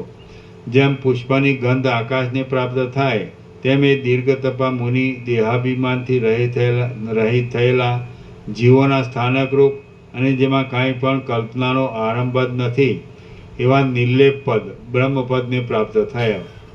પછી એ મુનિની પત્નીએ પોતાના પતિના દેહને પ્રાણવાયુથી તથા અપાનવાયુથી રહિત થયેલો તેમજ નાળ વિનાના કમળની જેમ પૃથ્વી પર શિથિલ થઈને પડેલો જોયો. એ મુનિ પત્નીનો દેહ રોગથી કે જે જરા આદિથી ગ્લાનિ પામેલો નહોતો, તો પણ જેમ ભ્રમરી કમળને છોડી દે તેમ તેણે પતિએ શીખવેલી અને લાંબા કાળથી અભ્યાસમાં લીધેલી યોગની યુક્તિથી તેને છોડી દીધો. જેમ અસ્ત પામીને આકાશના બીજા ભાગમાં ગયેલા ચંદ્રને તેની પ્રભા આ ભાગમાંથી અદૃશ્ય થઈને અનુસરે છે, તેમ એ ઋષિ પત્ની મરણ પામીને બ્રહ્મપદમાં ગયેલા પોતાના પતિને આ લોકમાંથી અદૃશ્ય થઈને અનુસરી પોતે પણ બ્રહ્મપદને પ્રાપ્ત થઈ. આમ માતા પિતા મરણ પામતા પુણ્ય તો શોકથી રહિત રહીને તેમને અર્ધદેહી મરણ પછી કરવાના કર્મો કરવામાં લાગી ગયો અને પાવન માતા પિતાના મરણનું બહુ દુઃખ ધરવા લાગ્યો. શોકથી દૂષિત થયેલા ચિત્તવાળો પાવન પોતાના મોટાભાઈની ધીરજ સામે જોતો નહોતો અને વિલાપ કરતો કરતો વનની ઝાડીઓમાં ફરવા લાગ્યો. પછી ઉદાર બુદ્ધિવાળા પુણ્ય માતા પિતાની અર્ધદેહિક ક્રિયાઓને પતાવી અને શોકમાં તત્પર થયેલા પોતાના ભાઈ પાવનને વનમાં મળીને તેને નીચે પ્રમાણે કહ્યું. પુણ્ય બોલ્યો, હે ભાઈ, તું શા માટે આવો ગાઢ શોક કરે છે? આ શોક તે આંસુની ધારાઓને વરસાવનાર છે, ભયંકર છે અને કેવળ આંધળાપણું આપનાર છે. જેમ વર્ષા ઋતુમાં કમળ પોતામાંથી પાણીના ટીપાં પાડે છે, તેમ તું શા માટે તારા નેત્રોમાંથી આંસુના ટીપાં પાડે છે? હે સમજુભાઈ, તારો પિતા તારી માતાની સાથે મોક્ષ નામની પરમાત્મા રૂપી પોતાની પદવીમાં જ ગયેલો છે.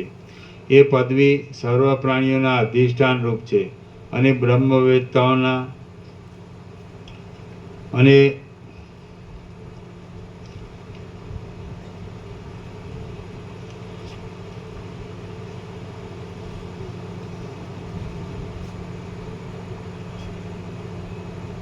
એ પદવી સર્વ પ્રાણીઓના અધિષ્ઠાનરૂપ છે અને બ્રહ્મવેત્તાઓના સ્વરૂપભૂત છે.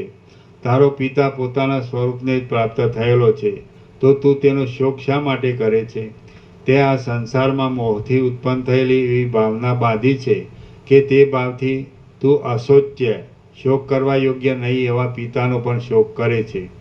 અનેક જન્મોમાં તારા અનેક મા બાપ થઈ ગયા છે, માટે તારી એ જ મા હતી અને એ જ પિતા હતો એમ નથી. તેમજ તેઓને પણ અનેક જન્મોમાં અસંખ્ય પુત્રો થઈ ગયા છે, માટે તેમના આપણે બે જ પુત્રો છીએ એમ પણ નથી.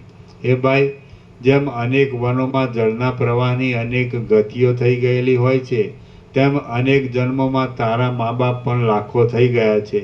આપણા મા બાપને અસંખ્ય જન્મોમાં અસંખ્ય પુત્રો થઈ ગયા છે, માટે આપણે બે જ એમના પુત્ર છીએ એમ નથી. હે ભાઈ, નદીના તરંગોની જેમ માણસોને અસંખ્ય જન્મોમાં અસંખ્ય પુત્રો થઈ ગયા છે. જેમ વૃક્ષને અને લતાને પાંદડા, કળીઓ તથા ફળો અનેક લાખ થઈ જાય છે, તેમ આપણા માતા પિતાને અનેક લાખ પુત્રો થઈ ગયા છે. જેમ મોટા વૃક્ષને તે ઋતુમાં અનેક ફળો પ્રાપ્ત થઈ જાય છે, તેમ જીવને તે જન્મમાં મિત્રો તથા બાંધવો અનેક પ્રાપ્ત થઈ જાય છે. એ ભાઈ, જો માતા પિતા અને પુત્રોનો સ્નેહને લીધે નિરંતર શોક કરવો યોગ્ય હોય, તો જે માતા પિતા અને પુત્રો પૂર્વજન્મોમાં લાખો વ્યતીત થઈ ગયા છે, તેમનો નિરંતર શોક શા માટે કરવો નહીં? આ જગતરૂપી બ્રહ્મમાં આ મા છે, આ બાપ છે અને આ પુત્ર આદિ છે એવી ખોટી ખટપટ જ ઊભી થયેલી જોવામાં આવે છે. હે ડાહ્યાભાઈ, વાસ્તવિક રીતે જોતા તારા કોઈ મિત્રો કે બાંધવો મુદ્દલ છે જ નહીં. જેમ બહુ જ તપી રહેલા મોટા નિર્જળ દેશમાં પાણીનો છાંટો હોવાનો પણ સંભવ નથી, તેમ અદ્વૈત પરબ્રહ્મમાં નાશનો અંશ પણ હોવાનો સંભવ નથી. હે મોટી બુદ્ધિવાળા ભાઈ, છત્રોથી અને ચામરોથી ચળકતી આ જે રાજ્યાદિક લક્ષ્મીઓ તારા જોવામાં આવે છે, તેઓ એક જાતનું સ્વપ્ન જ છે અને તે 3 દિવસ કે 5 દિવસ જ રહેનારી છે. હે ભાઈ, તું પરમાર્થ દ્રષ્ટિથી સત્ય વસ્તુનો વિચાર કર. વાસ્તવિક રીતે જોતા તું પણ નથી અને અમે પણ નથી. તું તથા અમે હોવાની તારા મનમાં જે ભ્રાંતિ છે તેને તું છોડી દે. આ જતો રહ્યો અને આ મરી ગયો એવા ખોટા વિચારો પોતાના સંકલ્પ માત્ર રૂપી સન્નિપાતમાંથી જ ઉઠીને આગળ ખડા થયેલા જોવામાં આવે છે. એ વિચારોમાં કોઈ પણ સત્યતા નથી. અજ્ઞાનરૂપી તડકાથી છવાયેલા આત્મારૂપી મરુદેશમાં આ ચપળ અને અનંત રૂપોવાળું પોતાના સંકલ્પરૂપી વાસના નામનું ઝાઝવાનું પાણી શુભાશુભ યોનિયોરૂપી તરંગોથી નાચ્યા કરે છે. શ્રી યોગવાસિષ્ઠ મહારામાયણમાં ઉપશમ પ્રકરણનો પાવન બોધન નામનો સર્ગ 19મો સમાપ્ત. સર્ગ 20મો. આ 20મા સર્ગમાં પુરુષ શોકને તથા મોહને મટાડવા માટે પાવનની પાસે તેના તથા પોતાના અનેક જન્મો થઈ ગયાની વાત કહેશે. પુણ્ય પાવનને અનેક જન્મોની વાત કહી. પુણ્ય બોલ્યો, હે ભાઈ, પિતા કોણ છે, માતા કોણ છે, મિત્ર કોણ છે અને બાંધવો કોણ છે? પિતા, માતા, મિત્ર, શત્રુ તથા બાંધવો આદિ માણસો રૂપી રજની કણીઓ કેવળ ભ્રાંતિરૂપી વંટોળિયાથી ઉઠ્યા કરે છે. બંધુઓ, મિત્રો, પુત્રો, સ્નેહની દશા, દ્વેષની દશા તથા મોહની દશા ઇત્યાદિકા મોટી ખટપટ પોતે કરેલી ભાવનાથી જ વિસ્તારવાળી થાય છે. જેમાં બંધુપણાની ભાવના કરીએ તો તે બંધુ થાય છે અને જેમાં શત્રુપણાની ભાવના કરીએ તે શત્રુ થાય છે. ઝેરના કીડાઓ ઝેરમાં અમૃતની ભાવના કરે છે તો તેઓને ઝેર અમૃત થાય છે. માટે સિદ્ધ થાય છે કે ભાવના જ જગતની સ્થિતિનું કારણ છે. આત્મા એક જ છે અને સર્વવ્યાપક છે. તેમાં આ બંધુ છે અને આ બીજો છે એવી કલ્પના ભ્રાંતિ વિના ક્યાંથી આવવી ઘટે? હે ભાઈ, લોહી, માંસ અને હાડકાના સમૂહમય આ જળ દેહરૂપી અસ્થિપિંજરથી જુદો ચૈતન્યવાળો હું કોણ છું એમ તું પોતે પોતાના ચિત્તથી જ વિચાર કરી જો. વાસ્તવિક રીતે જોઈએ તો તું પણ કોઈ નથી અને હું પણ કોઈ નથી. આ પુણ્ય છે અને આ પાવન છે ઇત્યાદિ રૂપે મિથ્યા જ્ઞાન જ રૂઢ થાય છે. તું અનંત વિસ્તારવાળું વ્યાપક બ્રહ્મ તત્વ જ છે. તારો પિતા કોણ હોય, માતા કોણ હોય, બંધુ કોણ હોય અને શત્રુ કોણ હોય, તારે પોતાનું શું હોય અને પરાયું શું હોય એ તું જ કહે. તારા આ જન્મ ઉપરાંત બીજા ઘણા ઘણા જન્મો થઈ ગયા છે, તેમાં પણ તું એનો એ હતો. તો પછી જે બંધુઓ અને જે વૈભવો તે જન્મોમાં હતા તે સર્વનો પણ તું શા માટે શોક કરતો નથી? તું જ્યારે સુંદર પુષ્પોવાળી વનની જગ્યાઓમાં મૃગના જન્મને ભોગવતો હતો ત્યારે તારા મૃગની જાતિવાળા ઘણા બંધુઓ હતા, તેમને તું શા માટે રોતો નથી? તું જ્યારે હંસની યોનિમાં હતો ત્યારે તને કમળોવાળી નદીઓના કિનારાઓમાં ફરનારા ઘણા ઘણા હંસો બંધુઓ હતા, તેમને તું શા માટે રોતો નથી? તું જ્યારે વિચિત્ર વનરાજ્યોમાં વૃક્ષના અવતારને ભોગવતો હતો ત્યારે તારે ઘણા ઘણા વૃક્ષો અત્યંત બંધુઓ હતા, તેમને તું શા માટે રોતો નથી? તું જ્યારે સિંહની યોનિમાં હતો ત્યારે તને પર્વતોના ભારે ઉગ્ર શિખરોમાં ઘણા ઘણા સિંહો બંધુઓ હતા, તેમને તું શા માટે રોતો નથી? તું જ્યારે માછલાના જન્મને ભોગવતો હતો ત્યારે તને કમળોવાળી નદીઓમાં અને સરોવરોમાં ઘણા ઘણા મત્સ્યો બંધુઓ હતા, તેમને તું શા માટે રોતો નથી? તું દશાર્ણ દેશમાં ભૂરા રંગનો જંગલી વાંદરો થયો હતો, તુષાર દેશમાં રાજકુમાર થયો હતો અને પુંડ દેશમાં જંગલી કાગડો થયો હતો, હૈહય દેશમાં તું હાથી થયો હતો, ત્રિગર દેશમાં તું ગધેડો થયો હતો, સાલ્વ દેશમાં તું કૂતરો થયો હતો અને ત્યાં દેવદારના ઝાડમાં તું પક્ષી થયો હતો. તું વિંધ્યાચળમાં પીપળો થયો હતો અને ત્યાં મોટા વડમાં કોતરી ખાનાર ભ્રમર થયો હતો. તું મંદરાચળમાં કુકડો થયો હતો અને મંદરાચળની ગુફામાં બ્રાહ્મણ થયો હતો. અયોધ્યા પ્રાંતમાં પણ તું બ્રાહ્મણ થયો હતો. બંગાળમાં તું તેતર થયો હતો. હિમાલયના પ્રાંતમાં તું ઘોડો થયો હતો અને બ્રહ્માના યજ્ઞમાં તું પશુ થયો હતો. તું તાડના ઝાડના મૂળમાં કીડો થયો હતો, ઉંબરાના ઝાડમાં મચ્છર થયો હતો અને વિંધ્યાચળના વનમાં બગલો થયો હતો. તે જ તું હમણાં મારો નાનો ભાઈ થયો છે. તું હિમાલયની ગુફામાં ભોજપત્રના ઝાડની છાલની ગાંઠમાં 6 મહિના સુધી કીડો થઈને રહ્યો હતો અને તે જ તું હમણાં મારો નાનો ભાઈ થયો છે. તું આ સીમાડાની પાસેના કુગ્રામમાં છાણના ઢગલાની અંદર 1.5 વર્ષ સુધી વીંછી થઈને રહ્યો હતો અને તે જ તું હમણાં મારો નાનો ભાઈ થયો છે. વનમાં જેમ ભ્રમર કમળમાં ચોંટી રહે છે તેમ તું ભીલડીના સ્તનમાં ચોંટી રહ્યો હતો, ભીલડીનો છોકરો થયો હતો અને તે જ તું હમણાં મારો નાનો ભાઈ થયો છે.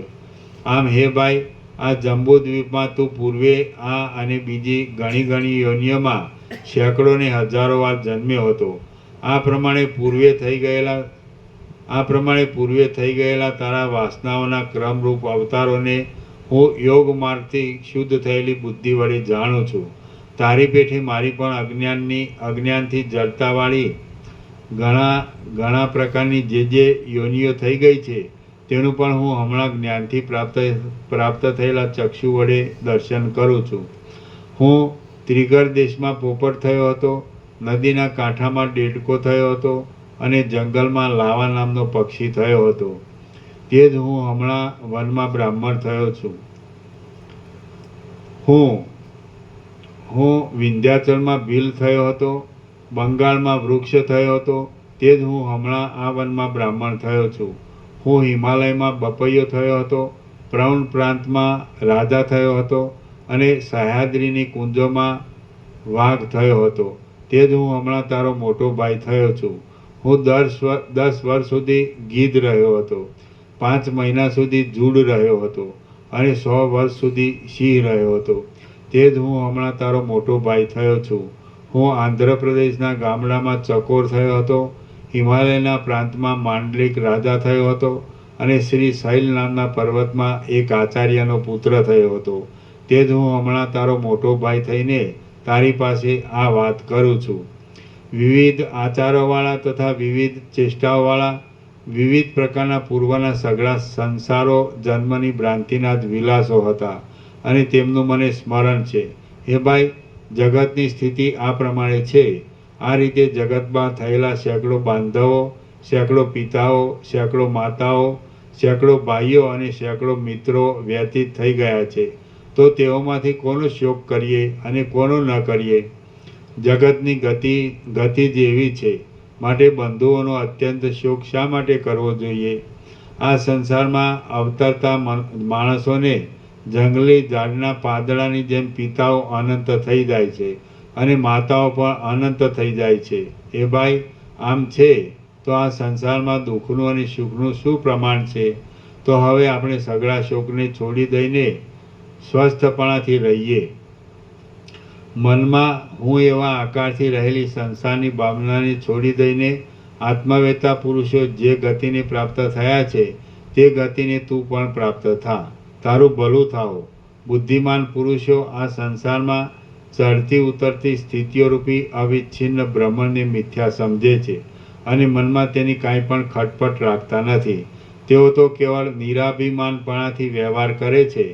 તારો આત્મા સુખ દુઃખોથી રહિત છે. તારો આત્મા સુખ દુઃખોથી રહિત છે અને જરાથી તથા મરણથી પણ રહિત છે. તું એકાગ્ર થઈને તેનું જ સ્મરણ કર અને મૂઢ મનવાળો થા નહીં. હે સારી બુદ્ધિવાળા, તને દુઃખ પણ નથી, જન્મ પણ નથી, માતા પણ નથી અને પિતા પણ નથી. તું કોઈ દેહાદિકરૂપ તુચ્છ પદાર્થ નથી. તું તો આત્મા જ છે. આ સંસારરૂપી નાટકમાં અનેક પ્રકારની ચેષ્ટાઓ કરનારા મૂર્ખ લોકોરૂપી પાત્રો જ દેહાદિકરૂપી વેશના રસથી સંયુક્ત થઈ જાય છે. પણ મધ્યસ્થ દ્રષ્ટિવાળા આત્મ સ્વરૂપના અનુસંધાનથી રહેનારા અને આવી પડેલા કાર્યોને કરનારા મહાત્માઓ રૂપી જોનારાઓ તો સાક્ષીપણાની પદ્ધતિથી જ રહ્યા કરે છે. જેમ સાયંકાળના દીવાઓ માત્ર સામીપ્યને લીધે જ પ્રકાશના કરતા છતાં પણ વ્યાપારથી રહિત હોવાને લીધે અકર્તા જ છે, તેમ આત્મવેત્તા લોકો શરીરથી વ્યવહારના કરતા છતાં પણ મનમાં અભિનિવેશથી રહિત હોવાને લીધે અકર્તા જ છે. જેમ દર્પણ અને રત્ન આદિ પદાર્થો પોતામાં સઘળા પદાર્થોના પ્રતિબિંબોનું ગ્રહણ કરવા છતાં પણ પોતે પોતામાં પ્રતિબિંબિત થતા નથી, તેમ આત્મવેત્તા પુરુષો શરીરથી સઘળા કાર્યો કરવા છતાં પણ શરીરમાં આસક્તિ રાખતા નથી. હે ભાઈ, તું મનને સઘળી તૃષ્ણારૂપી કલંકોથી રહિત કરી દે. તેને આત્મમનન કરવાની બહુ ટેવ પાડ અને એને હૃદય કમળમાં આત્માથી જુદી સત્તા વિનાનું ધાર. આમ સઘળા સંભ્રમને સંપૂર્ણ રીતે ત્યજી દઈને તું પોતામાં સંતોષ ધારણ કર. શ્રી યોગ વાસિષ્ઠ મહારામાયણમાં ઉપશમ પ્રકરણનો પાવન બોધ નામનો સર્ગ 20મો સમાપ્ત. ઓમ ઓમ ઓમ. 596.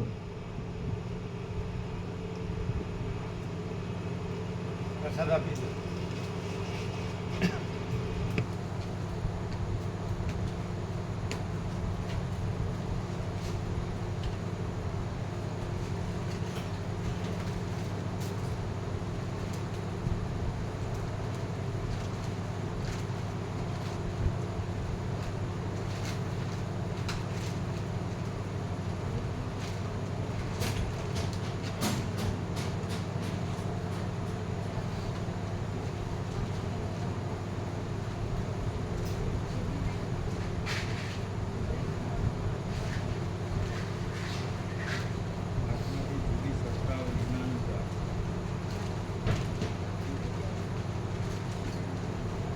પેન લઈ લેજો, આપી દો એમને, જેટલો ફૂલ આપી દો. એ રહી. અરે પેન, અરે પેલી પેન લઈ લો.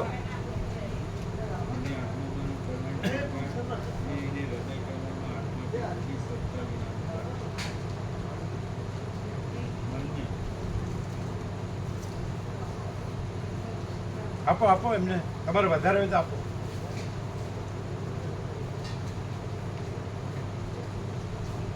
એમને જોતી હોય તો એમને આપો, વધારે હોય તો. છે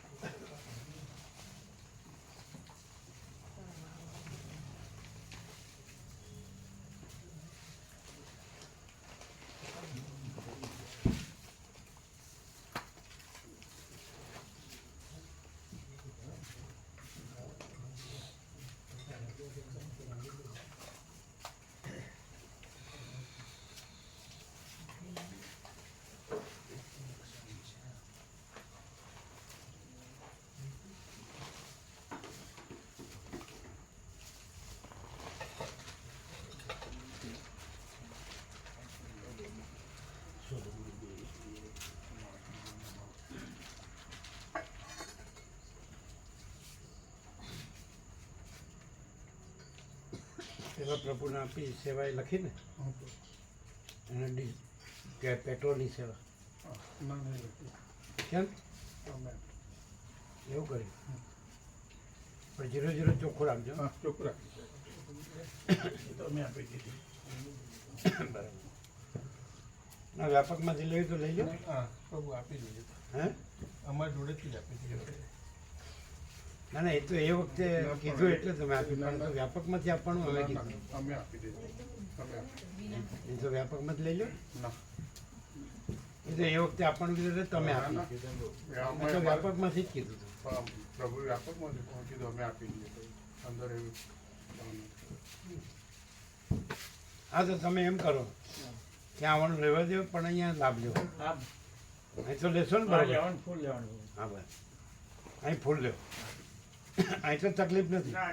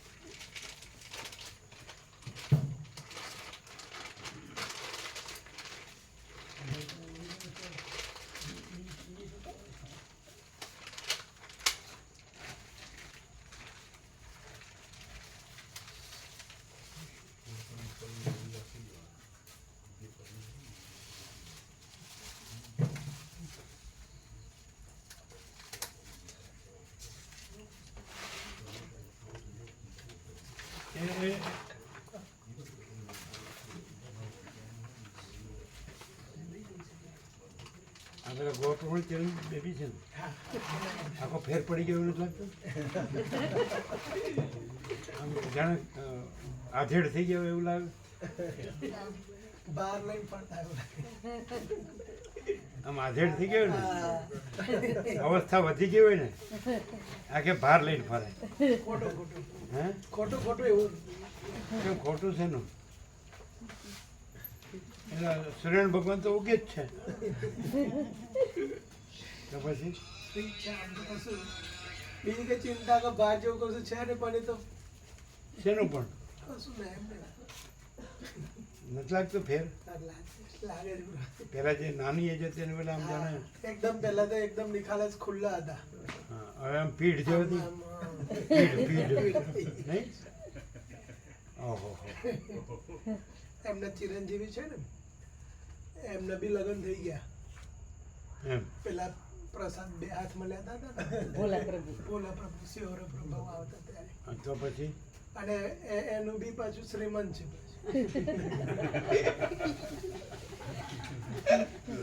એમાં આ બધું ભારે 3 મે એટલે 3 તારીખે છે, 3 મે હે 3 મે મુહૂર્ત આવ્યું છે 7 એટલે એવું કહેતા હતા કે બધું ઓછું કરવું છે અને લાભ લેવો છે એવું કહેતા હતા ગાડીમાં આવતા હતા ને તો. હવે બધું બેસને એવું નહીં રાખવું એવું કહેતા. જરૂર નથી એ તો જોબ કરે છે ચિરંજીવી એમ એક ના એક છે પછી જમીન બી છે અને એક ના એક ચિરંજીવી છે અને એક શું? એક જ ચિરંજીવી છે એમ ઘરે નહીં. બી છે બધું પણ પછી અહીંયા લાભ લે તો સંભાળે કોણ એમને વહુ ને બધા છે ને ચિરંજીવીની વહુ છે એ બધા ઘરે જ છે સાસુ બી છે સારું અમારે જ કાંઈ નથી આ 35 દિવસમાં લાભ લે ને તો બી કોઈ ના પાડે એવું નથી હે 35 દિવસનો લાભ લે ને અદ્ભુત તમે કીધું તું હા એમાં ખબર છે આથી છે તો ખબર છે એ લાભ લે તો બહુ જ એ થઈ જાય જેવી સર્વાંતર્યામીની પ્રેરણા પાછા ખીલી જાય પ્રભુ પાછા ખીલી જાય 35 દિવસ લાભ લે ને તો પાછા એવા ને એવા થઈ જાય એવું ખરું હા. આખું બદલાઈ ગયો આખું નહીં હા ખોટી ખોટી આમ આમ ડોશીમાં જેવું થઈ ગયું દાદી તો નહીં. કમાલ કહેવાય હો સાલું જબરી માયા હો કેવું પડે. એ સાલું અમે હાવ ઝાડો વિશે તો કાંઈ થતું નથી એમ તમારું તમારું મેડિકલ સાયન્સ શું કહે છે કે હવે આ સામાન્ય માણસ તો દેખાય જ છે પણ આને કાંઈ પડી જ નથી ખાઈ પીને હોઈ જવાનું તો શું લાગે એમ એટલે આમ જનરલ દ્રષ્ટિથી શું લાગે કેમ કે મગજ નહીં હોય કે બુદ્ધિ નહીં હોય કે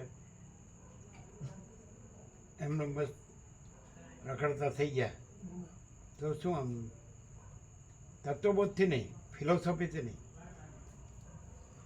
આમ એવરેજ જે માણસો છે દ્રષ્ટિથી જોતા હોય કે આ સામાન્ય માણસ છે બરાબર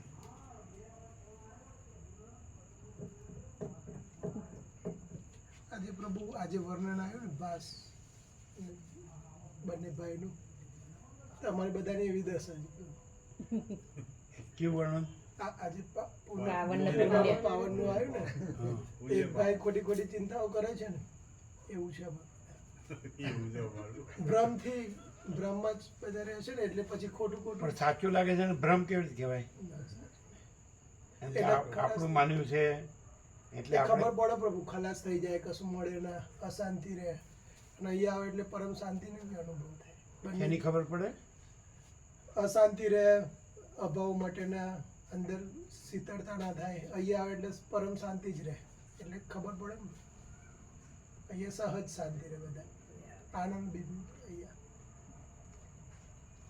પણ અમે તો કાંઈ નથી અમારું કાંઈ નથી બધું જ અમે કાંઈ જાણતા નથી અમે કાંઈ કરતા નથી માચી દાકાશી તો હે તો હે કાશીમાં તે તો બધાને માટે છે બધા આવરણમાં બધા એ તો સર્વવ્યાપક છે અનંત આકાશ જેવું છે અને બધા ભરપૂર પૂર્ણ છે એના ઉપર કાંઈ નથી એના વિના કાંઈ નથી પછી એમાં બીજું કાંઈ નથી બીજું કાંઈ થતું નથી તો પછી અહીંયા આવે તો જ ખબર પડે બધા ભ્રમથી એ તો પોતે બધે જ છે, એને ખબર પાડવાની ક્યાં છે? અને એમાં બીજું ક્યાં છે? એમાં ભ્રમ ક્યાં છે? તો પછી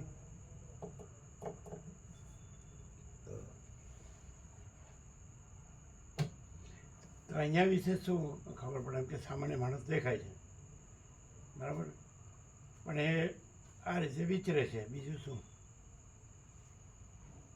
એમ કંઈ કે નહીં એમ કે ભાઈ એ યોગાસીના તત્વોબોધથી વિચરે છે, બસ, બીજું કાંઈ કરતા નથી. એટલું કે જનરલ દ્રષ્ટિ જે બાહ્ય દ્રષ્ટિથી તો એવું જ દેખાય ને બીજું શું દેખાય? શું? અહીંયા પ્રભુ મેં સાથે જોડાયેલો કોઈ ભ્રમ નથી, સાક્ષાત બ્રહ્મ જ બ્રહ્મ પ્રકાશી રહ્યું.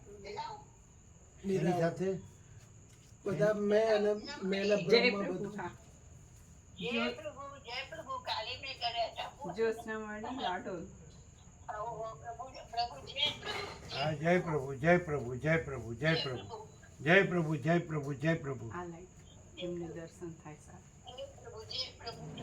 જય પ્રભુ જય પ્રભુ, જય પ્રભુ, જય પ્રભુ, જય પ્રભુ, જય પ્રભુ જય પ્રભુ જય પ્રભુ જય પ્રભુ જય પ્રભુ, જય પ્રભુ, જય પ્રભુ, જય પ્રભુ. બ્રહ્મ કૃપા હિ કેવલમ આનંદ મંગળ. ઓમ ઓમ ઓમ. બ્રહ્મ કૃપા હિ કેવલમ આનંદ મંગલ. ઓમ ઓમ ઓમ. બ્રહ્મ કૃપા કેવલમ આનંદ મંગલ. બ્રહ્મ કૃપા હિ કેવલમ આનંદ મંગલ. ઓમ ઓમ ઓમ. ઓમ ઓમ ઓમ. ઓમ દર્શન કરવાની બહુ ઈચ્છા છે પ્રભુ શું છે? જય પ્રભુ હા, જય પ્રભુ. તમે પરમાત્મા છો, દેહ નથી. તમે દેહ નથી, તમે પરમાત્મા છો. પરમાત્મા છું તમે પરમાત્મા છો, તમે દેહ નથી, તમને કાંઈ થયું નથી. તમે પરમાત્મા છો, પસંદ અજરામર, અખંડ અવિનાશી, અખંડ સચ્ચિદાનંદ. પરમાત્મા છે આકાશ જેવું નિર્મળ, શીતળ અને પરમ શાંત સ્વરૂપ, પરમ ચૈતન્ય પ્રકાશ સ્વરૂપ, પરમ ચૈતન્ય પ્રકાશ. પરમ ચૈતન્ય પ્રકાશ બરાબર. ઓમ ઓમ ઓમ. ઓમ ઓમ ઓમ શું કીધું તમે? મેં એટલે બધાની અંદર એક મેં અને મેં થી પછી બધું આ મેં એટલે હું. બ્રહ્મ. હા, હું બ્રહ્મથી બધું એ અહીંયા બિલકુલ નથી પ્રભુ. બ્રહ્મ સાક્ષાત સ્વયં પ્રકાશી રહ્યું છે. મેં દેખાય છે ને કે આ ભાઈ હું છું. કેમ? એ કેવી રીતે ખબર પડે? મેં છે ને મેં નથી, એ કેવી રીતે ખબર પડે? મેનું કશું હોય ના પ્રભુ. મેની લપન જપન કશું નહીં. શું? મેનું બધું આવરણ ગોળ કુંડળું ગુંડળું કશું અને બધા આવે એને બી સાથે જે આવે ને એનો મેં બી ઉડી જાય.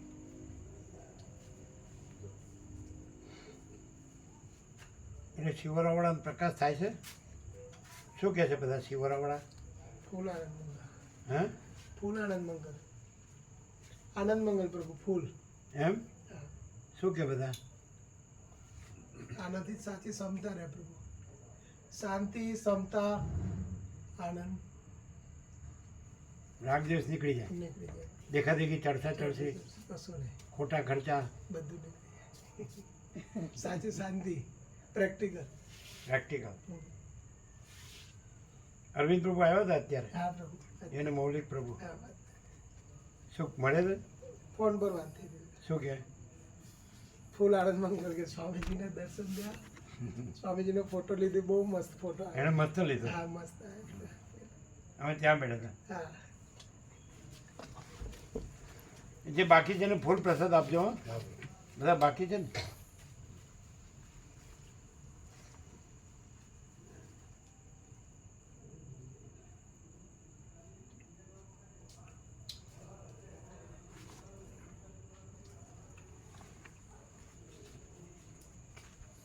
પ્રભુ